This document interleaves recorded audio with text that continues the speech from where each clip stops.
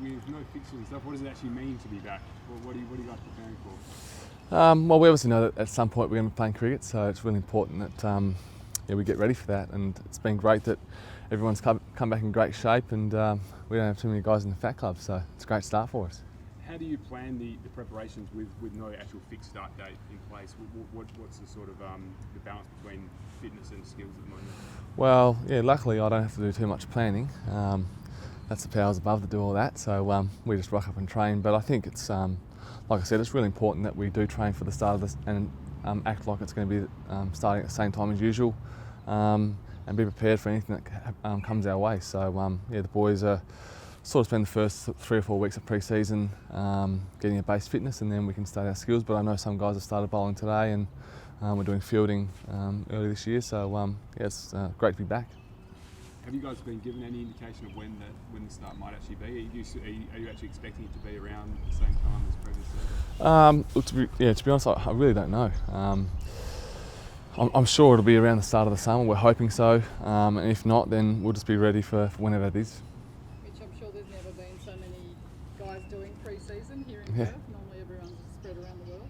Yeah, exactly. I feel like I'm starting to get to the age now where you try and avoid pre-seasons and go and play cricket elsewhere. But it's great to have everyone involved, albeit we're sort of training in small groups at the moment. So it's sort of hard to stay connected with everyone, but we're doing our best. And it's great to see everyone, like I said, has come back in really good shape, and that's a great start for us. What about you? You performed well last week in the time trial? Yeah, ran pretty well. We had some pretty horrific conditions. We had the 10-year storm we're running in, so I reckon it shaved about 10 seconds off my time, which I was disappointed with. But like I said, everyone came back in really good shape, and it's great. Did you keep up the training by yourself during the whole Yeah, shutdown? plenty of running. That's pretty much the only thing we could do really was exercise. So I saw that as a great opportunity to sort of really get away from the game of cricket, which is always nice to do for a period of time, but after a while you start to miss it. But I had a big emphasis on my fitness and making sure that I came back in good nick and set a good example as a leader of this group. Who's come back in the best shape? Did anyone surprise you? Who surprised me? No, I think the good thing is that there's no surprises really. Our group over the last few years has been a pretty young group, so there's times where some of the young guys can get away from them in the off season, but I think it's a real sign of where this group's at. Guys are starting to mature a bit and really look after themselves, so everyone's come back in really good nick, and it's great. There have been many new faces around the group for the pre-season? Sorry? There have been many new faces around the group for pre-season? No new faces at this point in time. So everyone's, it sort of feels like they're all new faces because you haven't seen anyone for the whole time. But no new faces at this point in time. How did you go personally during the shutdown period? Was it hard to keep fit, or did you have a decent enough routine? I had a decent enough routine. Yeah, I took some gym equipment from here home with me. Just made sure I trained 3 days a week. I think there's nothing else to do, so you just ran and did my weights and surfed, and it's good fitness for you as well. So it was really nice. Were you allowed to go fishing at least? No, I actually didn't go fishing until a couple of weeks ago. So it didn't really help me without any fishing. I didn't catch any fish either. So but hopefully over the winter there'll be a few days where I can get out. Is there a captain's address when you get back? Do you group together and address what's ahead?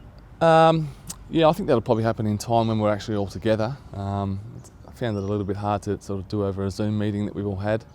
But I think for me it's about just getting around to everyone over the next few weeks, and then when we are eventually allowed to start training as a group, that's when you can really start to drive stuff. But it's getting to as many blokes as I can. Early stages at the moment, as you said, but looking at last year's performance, where do you think, looking at where you can improve, you're going to be focusing on this year, both for yourself but then also as a group?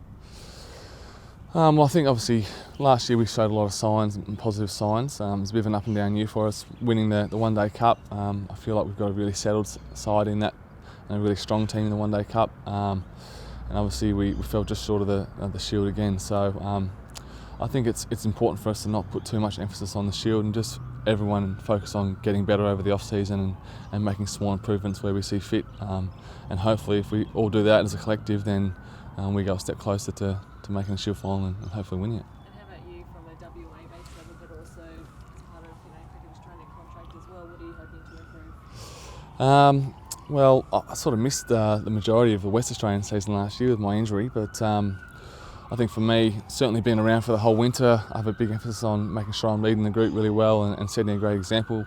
And I guess from an Australian perspective, it's obviously nice to be back on the contract list and hopefully I can play a role for the team at some point over the summer. So I guess it's a little bit unclear on when that will be at the moment, but hopefully I get another opportunity up there.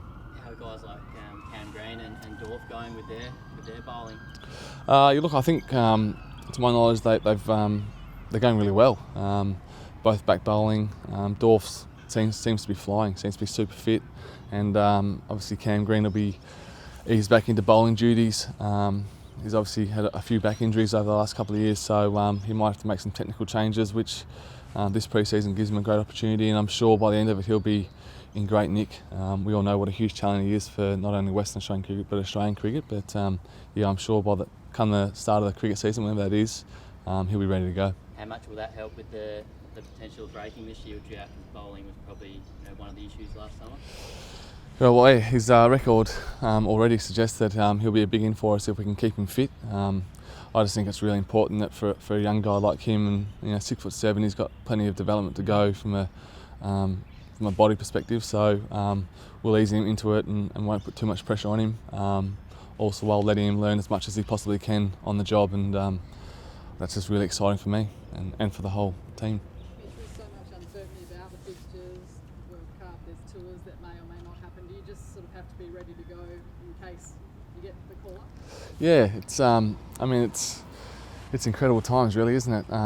To not really know when we're going to be playing cricket again, it can be quite difficult. But I think for me, and I hate cliches, but it really is you just take it 1 week at a time and one session at a time, and making sure that I am ready to go and everyone else is ready to go for when cricket starts, and hopefully it's soon.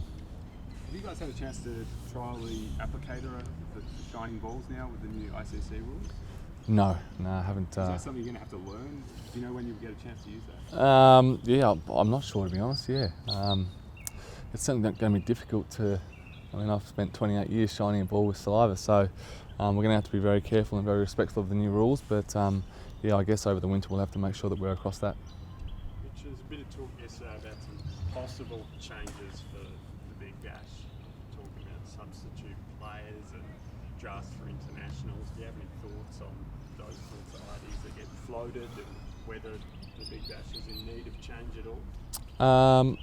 It's probably the first I've heard of those, really, so go show how across on the news I am. But look, I don't really have any thoughts on that right now.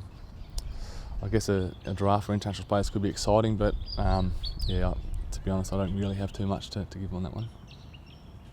You mentioned you're not trying to focus too much on the Shield drought, but does it weigh on you and the squad a little bit now? It's been 22 years, or will be by next summer.